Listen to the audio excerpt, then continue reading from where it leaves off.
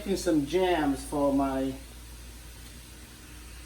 well, I think it has a different name, but anyway, I'm just putting blueberry and strawberry together.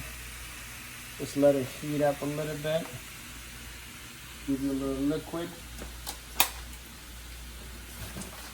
And it goes really good with your protein pancake. What's this?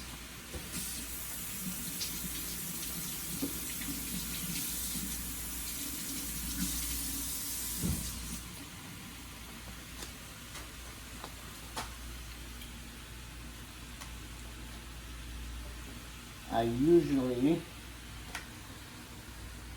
prepare my meal plan on Sundays, so that way I don't have to try to cook. If I had everything ready, all I have to do is take it out and eat it.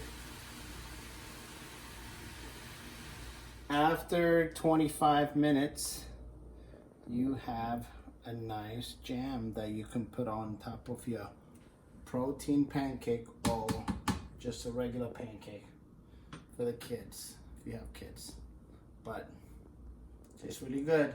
No added sugar, no syrup, no nothing. All fruit. All right.